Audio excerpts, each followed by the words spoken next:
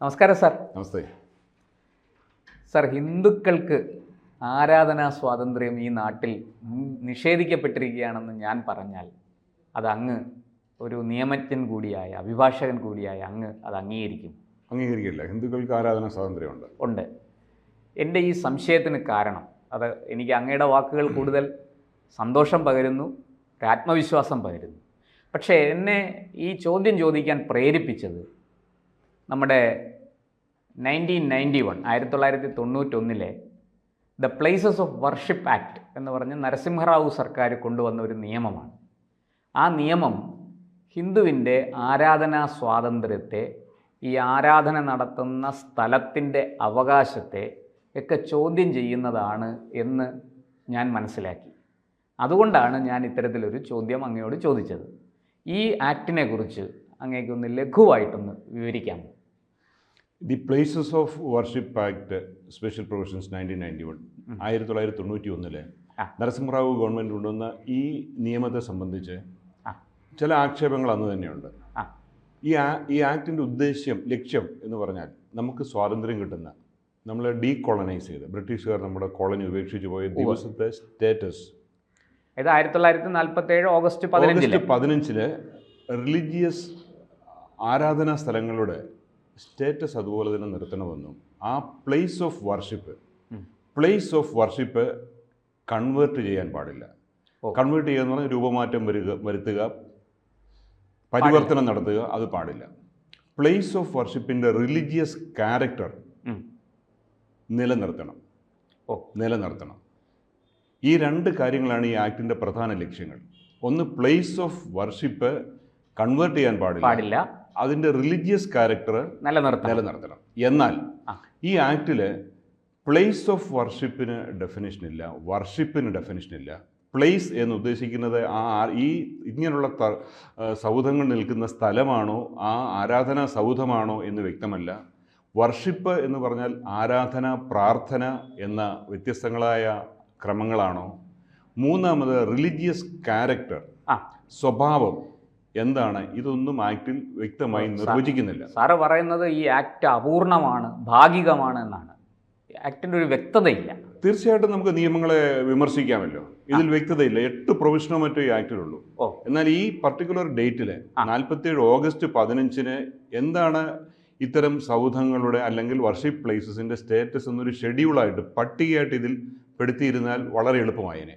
ഈ act comprehensive ആയി. അങ്ങനെ ചെയ്തിട്ടില്ല. അങ്ങനെയില്ല. അപ്പോൾ സാർ, എന്തോ ഒരു ദുഷ്ടലാക്കോട് കൂടിയാണ് സർക്കാർ ആ നിയമം കൊണ്ടുവന്നത് എന്ന് ഞാൻ പറഞ്ഞാൽ അത് അങ്ങ് നിഷേധിക്കും. നമുക്ക് എങ്ങനെ വിമർശിക്കാമല്ലോ. ഇതിലൊരു വസ്തുതയുള്ളത്, 91 ഈ നിയമം വരുന്നത് 44 വർഷങ്ങൾക്ക് മുമ്പുള്ള 44 വർഷങ്ങൾക്ക് മുമ്പുള്ള സ്റ്റാറ്റസ് കോ നിലനിർത്തണം. അത് ആ ഒരു പൊസിഷൻ ഫ്രീസ് ചെയ്തുകൊണ്ടാണ്. നമ്മൾ ഫ്രീസിങ് എന്ന് പറയും, മരവിപ്പിക്കുമല്ലോ. അങ്ങേക്ക് ഒരു അക്കൗണ്ട് ഉണ്ടെങ്കിൽ ബാങ്ക് അതോറിറ്റീസ് ചിലപ്പോൾ അത് മരവിപ്പിക്കും. അക്കൗണ്ട് അങ്ങയുടേതാണ്, മറ്റൊരാൾക്ക് അവകാശപ്പെടാൻ പറ്റില്ല. അത് ഫ്രീസ് ചെയ്യും. ഫ്രീസ് ചെയ്താലും അക്കൗണ്ട് അങ്ങയുടേതാണ്. അപ്പോൾ അങ്ങേക്ക് അതൊരു നടപടിക്രമങ്ങളിലൂടെയോ സഹായത്തോടു കൂടി അത് വീണ്ടെടുക്കാൻ കഴിയും. അപ്പോൾ അങ്ങനെ ആ രീതിയിൽ ഈ ആക്ടിനെ കുറിച്ച് വിശ്വാസികൾ ആഗ്രഹിച്ചാൽ നമുക്കതിനെ തെറ്റ് പറയാൻ പറ്റില്ല. പിന്നെ ആരാധനാക്രമം ഞാൻ ഇതിനകത്ത് 2-3 വാക്കുകളെ കുറിച്ച് അറിയാം. Place of worship, character of religious character. ഈ വർഷിപ്പ് എന്ന് പറയുന്നത് ആരാധന, മലയാളത്തിൽ പറഞ്ഞാൽ. നമുക്ക് വർഷിപ്പുമായിട്ട് ബന്ധപ്പെട്ട് നമുക്കറിയാവുന്ന പദപ്രയോഗങ്ങളെ ഹീറോ വർഷിപ്പ്, സെൽഫ് വർഷിപ്പ്, വിഗ്രഹാരാധന, ഐഡിയൽ വർഷിപ്പ്. ഈ വിഗ്രഹാരാധനയുള്ളത് പോളിതെയിസ്റ്റിക്, ബഹുദൈവ വിശ്വാസികളായ സനാതന ധർമ്മികൾക്ക് അല്ലെങ്കിൽ ഹിന്ദുക്കൾക്കാണുള്ളത്. മോണോതെയിസ്റ്റിക്, ഏകദൈവ വിശ്വാസികളായ എബ്രഹാമിക് റിലീജിയൻസിന് വിഗ്രഹാരാധനയില്ല. അപ്പോൾ ഈ ആരാധന ഏറ്റുവാങ്ങാൻ, ആരാധനയുടെ അങ്ങേ തലയ്ക്കൽ എപ്പോഴും ഒരു വ്യക്തിയെ പ്രതിനിധീകരിക്കുന്ന ഒരു ബിംബമോ ആവശ്യമാണ്, ഒരു പ്രതീകം ആവശ്യമാണ്. അത് ഈ ഹിന്ദുധർമ്മ വിശ്വാസപ്രകാരം നമ്മൾ വിശ്വാസികൾ വിഗ്രഹങ്ങൾ ഉണ്ടാക്കി അതിനെ പ്രതിഷ്ഠയാക്കി ആ പ്രതിഷ്ഠയിലേക്ക് പ്രാണൻ നൽകി, പ്രാണപ്രതിഷ്ഠയാക്കി ഒരു ആരാധന പദ്ധതി തയ്യാറാക്കി ആരാധന അവിടെ നടന്നുകൊണ്ടിരിക്കുന്നു. സാർ, അതിനകത്ത് ഒരു സംശയം കൂടിയുണ്ട്. ഈ വിഗ്രഹത്തെ അല്ലെങ്കിൽ ആ പ്രതീകത്തെ നമ്മൾ ഒരു പ്രായം തികയാത്ത ഒരു വ്യക്തിയായിട്ടും കൂടിയാണ് കണക്കാക്കുന്നത്, അല്ലേ? നിയമ സംരക്ഷണത്തിന് വേണ്ടിയിട്ട് അങ്ങനെ ചെയ്യും. ഈ ആരാധനയിലേക്ക് വന്നാൽ ഈ ആരാധനാക്രമത്തിന്റെ ഭാഗമായിട്ട് ഭക്തർ എന്ന് പ്രാർത്ഥിക്കുന്നു. അപ്പോൾ അവിടെ പ്രധാനമായും ആരാധനയാണ് നടക്കുന്നത്. ഈ ആരാധനയിൽ പങ്കുചേരാനാണ് വിശ്വാസികൾ എന്ന് പ്രാർത്ഥന നടത്തുന്നത്. ഇതാണ് ക്ഷേത്രങ്ങളിൽ നടക്കുന്നത്. അവിടെ പ്യുവർ അമ്പലങ്ങളുടെ അടിസ്ഥാനം നിയമപരമായ ദൃഷ്ടിയിൽ ഇതാണ്. നിയമപരമായ ദൃഷ്ടിയിലാണോ എന്നത് വ്യക്തമാക്കണം. ഇതിന്റെ ഒരു വ്യാഖ്യാനമാണ്. എന്നാൽ മറ്റൊന്ന് പറയാം, പ്രാർത്ഥന. ഈ പ്രാർത്ഥനാ ക്രമത്തില് ആരാധന ഇല്ല, ഈ ചടങ്ങുകളില്ല. ചിട്ടപ്പെടുത്തിയ ഒരു പ്രാർത്ഥന, അത് രീതി മാത്രമേ ഉള്ളൂ. ഉദാഹരണം നമസ്, അത് കാബയിലേക്ക് ആ ഡയറക്ഷനിലേക്ക് നോക്കി ഒരു ചിട്ടപ്പെടുത്തിയ പ്രാർത്ഥന പൂർത്തീകരിക്കുകയാണ് ചെയ്യുന്നത്. അപ്പോൾ ഈ നിസ്കാരം എന്ന് പറയുന്നത് അല്ലേ സാർ ഉദ്ദേശിക്കുന്നത്? അതെ. അപ്പൊ ഈ ആരാധന, വർഷിപ്പ് ബാധകമാകുന്നത് ഹിന്ദു വിശ്വാസ ദേവാലയങ്ങൾക്കല്ലേ എന്നുള്ള ചോദ്യം ഈ ആക്ടിനോടനുബന്ധിച്ച് ഉയർന്നു വരുന്നുണ്ട്. പക്ഷെ അത് ഈ ആക്ട് വ്യാഖ്യാനിക്കുന്നില്ല. അതൊക്കെ നിയമപരമായിട്ട് തീരുമാനിക്കേണ്ട കാര്യങ്ങളാണ്. അപ്പോൾ ഈ ആരാധന നടക്കുന്ന ദേവാലയങ്ങളുടെ സ്റ്റേറ്റസിൽ മാത്രമേ മാറ്റം വരുത്താതിരിക്കാവൂ എന്ന് വ്യാഖ്യാനിക്കുക. രണ്ടാമത്തേത് റിലീജിയസ് ക്യാരക്ടർ. ഒരു സൗധത്തിന് ക്യാരക്ടർ അക്വയർ ചെയ്യുന്നത് പല ഘടകങ്ങളെ ആശ്രയിച്ചാണ്. ഒന്ന്, അവിടെ എന്ത് നടക്കുന്നു. ഒരു കെട്ടിടത്തിന് നമ്മൾ സ്കൂൾ എന്ന് വിളിക്കുന്നു, വിദ്യാഭ്യാസം നടക്കും. ഒരു കെട്ടിടത്തിന് ചിലപ്പോൾ അറവുശാല എന്ന് വിളിക്കുന്നു. അതിലെന്ത് നടക്കുന്നു എന്നുള്ളത് ക്യാരക്ടറിനെ തീരുമാനിക്കുന്നതാണ്.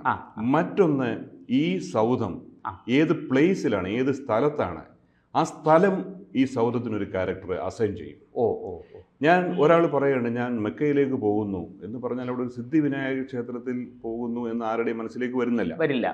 ഞാൻ കാശിയിലേക്ക് പോകുന്നു എന്നൊരാൾ പറഞ്ഞാൽ ഏത് മതസ്ഥൻ്റെയും മനസ്സിലേക്ക് ആദ്യം വരുന്നത് ഗംഗയിൽ സ്നാനം ചെയ്ത് കാശി വിശ്വനാഥനെ ആരാധിക്കാൻ പോകുന്നു എന്നാണ്. പുണ്യഭൂമിയായ ജെറുസലേമിലേക്ക് പോകുന്നു എന്ന് പറഞ്ഞ ഒരു ഭദ്രകാളി ക്ഷേത്രത്തിലേക്ക് പോകുന്നു എന്ന്. അപ്പോൾ ഈ സൗധങ്ങൾക്ക്, ആരാധനാ സൗധങ്ങൾക്കും പ്രാർത്ഥനാ സൗധങ്ങൾക്കും സ്വഭാവം നൽകുന്നതിൽ ആ പ്രദേശത്തിനൊരു പ്രാധാന്യമുണ്ട്. അപ്പോൾ റിലീജിയസ് ക്യാരക്ടർ എന്താണ്? റിലീജിയസ് ക്യാരക്ടർ ഇതിൽ വ്യക്തതയില്ല ഈ നിയമത്തിൽ. വർഷിപ്പ് ആൻഡ് പ്രയർ, ഈ നിയമം വർഷിപ്പ് പ്ലേസുകൾക്കാണോ ബാധകം, പ്രയർ പ്ലേസുകൾക്കാണോ ബാധകം, അതിൽ വ്യക്തത വരുത്തണം. ഇനിയും ഈ കട്ട് ഓഫ് ഡേറ്റ് ഇല്ലേ, 47 ഓഗസ്റ്റ് 15, അന്ന് എന്തൊക്കെയാണ് ബിൽഡിംഗ്, ഈ സൗധങ്ങളുടെ സ്റ്റേറ്റസ് എന്താണെന്നൊരു പട്ടിക ഇതിൽപ്പെടുത്തിയിട്ടില്ല. പിന്നെ ഇതിൽ വളരെ വ്യക്തമായി പറയേണ്ടത്, ഈ നിയമം ജുഡീഷ്യൽ സ്ക്രൂട്ടണിക്ക് വിധേയമാകരുതായിരുന്നുവെങ്കിൽ, അതായത് ഈ നിയമത്തെ കോടതികളിൽ ചോദ്യം ചെയ്യരുതായിരുന്നുവെങ്കിൽ ഇതിനെ ഷെഡ്യൂൾ 9 പെടുത്തിയാൽ മതിയായിരുന്നു. അപ്പോൾ നിയമം നിർമ്മിച്ചവർക്ക് ഇത് ചോദ്യങ്ങൾക്ക് അതീതമാണ് എന്നൊരു പ്രതീക്ഷ, അങ്ങനെ ഒരു വിശ്വാസമില്ലായിരുന്നു. അതായത് ഈ നിയമം ഈ സബ്ജക്ട് ടു ജുഡീഷ്യൽ സ്ക്രൂട്ടണി, ഇതിൻ്റെ പേരിൽ കേസ് നടത്താം. അങ്ങനെയുള്ള ഒരു കേസിലാണ് ഇപ്പോൾ സുപ്രീം കോടതി പറഞ്ഞിരിക്കുന്നത് ഇനിയും 91 നിയമം നിലനിൽക്കുമോ ഇല്ലയോ, അതിൻ്റെ സാങ്കേതികത്വങ്ങൾ ഒക്കെ പരിശോധിക്കാൻ വേണ്ടി സുപ്രീം കോടതി ഇപ്പോൾ ഒരു ബെഞ്ച് രൂപീകരിച്ചൊരു നടത്തുന്നു അല്ലേ? അതല്ലേ അങ്ങ് അത് അവിടെ വ്യവഹാരം നടന്നുകൊണ്ടിരിക്കുകയാണ്. അതിൻ്റെ ഭാഗമാണ് സുപ്രീം കോടതി ഒരു ഓർഡർ ഇടുകയാണ്. ഇനിയും നിങ്ങൾ കേസ് കൊടുക്കാൻ പാടില്ല, ഒരറിയിപ്പ് ഉണ്ടാകുന്നതുവരെ കേസ് കൊടുക്കാൻ പാടില്ല.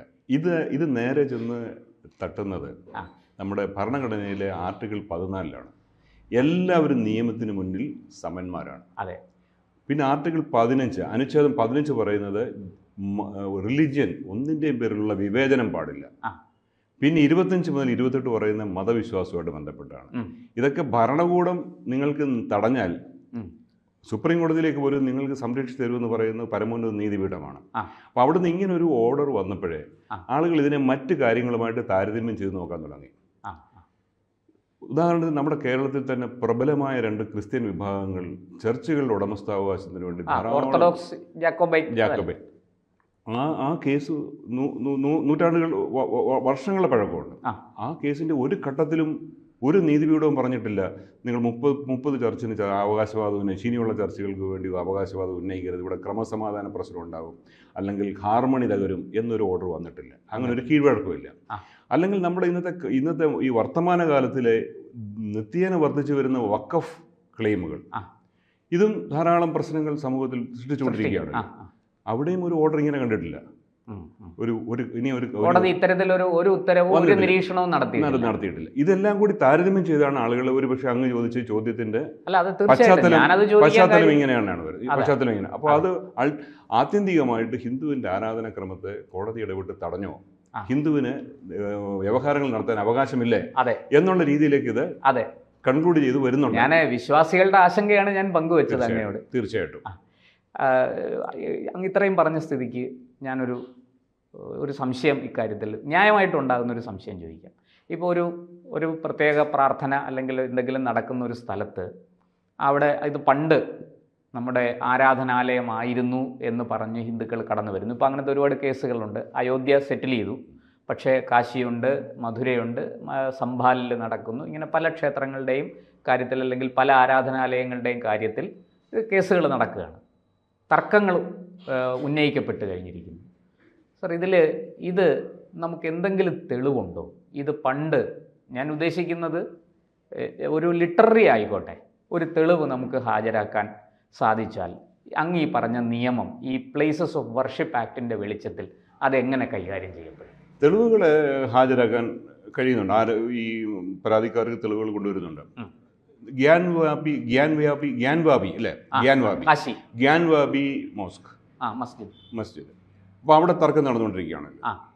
ഇതിനെക്കുറിച്ചൊരു തെളിവ് പറഞ്ഞു ഞാൻ മനസ്സിലാക്കാൻ കഴിഞ്ഞത് 5-ാം നൂറ്റാണ്ടിൽ രചിച്ച സ്കന്ദപുരാണത്തിൽ 2 കാണ്ഡങ്ങൾ, അധ്യായങ്ങൾ, കാശി കാണ്ഡം എന്ന പേരിൽ 2 അധ്യായങ്ങളിൽ ഈ ഗ്യാൻവാബി ജലധാരയെക്കുറിച്ച് മാത്രമാണ് പറയുന്നത് എന്ന് കേൾക്കുന്നു. അതായത് ഈ വിശ്വാസപ്രകാരം ഭഗീരഥൻ ഗംഗയെ സ്വർഗത്തിൽ നിന്ന് ഭൂമിയിലേക്ക് കൊണ്ടുവരുന്നതിന് മുമ്പ് വാരണാസിയിൽ, കാശിയിൽ ശിവലിംഗത്തിൽ ജല അഭിഷേകം നടത്തുന്നതിന് വേണ്ടി ദേവന്മാരാൽ നിർമ്മിതമായ ഒരു ജലസ്രോതസ്സാണ് ഗ്യാൻവാബി, ജ്ഞാനവാബി. ഇംഗ്ലീഷിൽ അതിനെ വെൽ ഓഫ് വിസ്ഡം എന്നൊക്കെ രേഖകളുണ്ട്. അത്തരം തെളിവുകളൊക്കെ ഉണ്ട്. അപ്പം ഈ മതപരമായ കാര്യങ്ങളിൽ ഈ തെളിവുകളൊക്കെ വിശ്വാസങ്ങൾക്കാണ് പ്രാധാന്യം. എല്ലാ മതത്തിൻ്റെയും അടിസ്ഥാനം ഫെയ്ത്ത് ആണ്. ഇപ്പോൾ സ്കന്ദപുരാണത്തിൽ അങ്ങനെ രേഖപ്പെടുത്തിയിട്ടുണ്ടെങ്കിൽ തീർച്ചയായിട്ടും അതൊരു തെളിവ്, ശക്തമായ തെളിവ് തന്നെയാണ്. വിശ്വാസമാണ്. എല്ലാ മതങ്ങളുടെ അടിസ്ഥാനം വിശ്വാസമാണല്ലോ. ആ വിശ്വാസം ഭരണഘടനയുടെയോ സയൻസിൻ്റെയോ ലോജിക്കിൽ തെളിയിക്കാൻ പറ്റാത്ത വിശ്വാസങ്ങളാണ്. അപ്പോൾ ഈ ഫെയ്ത്ത് ആണ് ഇവിടെ തെളിവ്. അതിന് രേഖകളുണ്ട്. പുരാണ ഗ്രന്ഥം, സ്കന്ദപുരാണം ഒരു പ്രാചീനമായ പുരാണമാണ്.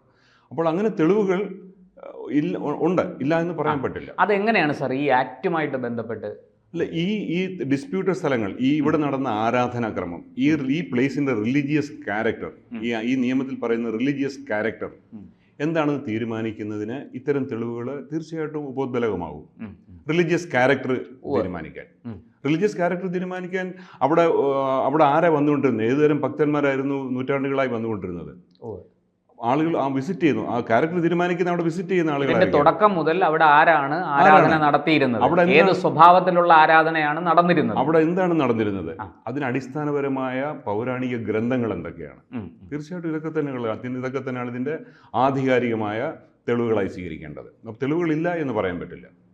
ആ തെളിവുകളെ ഈ പ്ലേസസ് ഓഫ് വർഷിപ്പ് ആക്ട് 1991 വെളിച്ചത്തിൽ ആ തെളിവുകളെ നിഷേധിച്ചുകൊണ്ട് മുന്നോട്ട് പോകാൻ പറ്റില്ല. സുപ്രീം കോടതി തന്നെ പറഞ്ഞിട്ടുണ്ട്, ഈ ആക്ട് നിരോധിക്കുന്നത് ഈ സ്റ്റാറ്റസ് കോ മെയിൻറ്റെയിൻ ചെയ്യാനാണ് പറഞ്ഞത്. പക്ഷേ ഈ ക്യാരക്ടർ തീരുമാനിക്കാനുള്ള വ്യവഹാരങ്ങൾ നടത്താം എന്ന് സുപ്രീം കോടതി പറഞ്ഞിട്ടുണ്ട്. അതിന്റെ അടിസ്ഥാനത്തിലാണ് ഈ കേസുകൾ വന്നത്. സാർ, വളരെ ചുരുക്കത്തിൽ പറഞ്ഞാൽ ഹിന്ദുവിന്റെ ആരാധനാ സ്വാതന്ത്ര്യം അങ്ങനെ ആർക്കും നിഷേധിക്കാൻ പറ്റില്ല, നിരാകരിക്കാൻ പറ്റില്ല, അതിനെ തടസ്സപ്പെടുത്താനും പറ്റില്ല. എന്തായാലും അത് നിയമത്തിൻ്റെ പരിരക്ഷ അതിനുണ്ട്. ഹിന്ദുവിനും ഈ നമ്മുടെ ഭരണഘടന ഉറപ്പ് നൽകുന്ന തുല്യതയിൽ ഹിന്ദുവിനും തീർച്ചയായിട്ടും അവൻ്റെ ആരാധനാ സ്വാതന്ത്ര്യം സംരക്ഷിക്കാനോ അത് നിലനിർത്താനോ അത് തുടരാനോ ആചരിക്കാനോ എല്ലാം ഉള്ള അവകാശമുണ്ട്. ഇതിലൊരു നിർണായക തീരുമാനം എടുക്കേണ്ടത് കേന്ദ്ര ഗവൺമെൻറ്റാണ്. കേന്ദ്ര ഗവൺമെൻറ്റിൻ്റെ സത്യവാങ്മൂലം സുപ്രീം കോടതി പ്രതീക്ഷിച്ചിരിക്കുകയാണ് ഈ കേസിൽ തുടർ നടപടികൾക്ക് വേണ്ടി. എന്തായാലും നമുക്ക് കാത്തിരിക്കാം കേന്ദ്ര ഗവൺമെൻറ്റും സുപ്രീം കോടതിയും എന്തൊക്കെ നടപടികളാണ് സ്വീകരിക്കുന്നത്. കൂടുതൽ വാർത്തകളും വിശേഷങ്ങളും നിങ്ങളിലേക്ക് എത്താൻ ABC മലയാളം സബ്സ്ക്രൈബ് ചെയ്യുക, ബെൽ ബട്ടണും അമർത്തുക.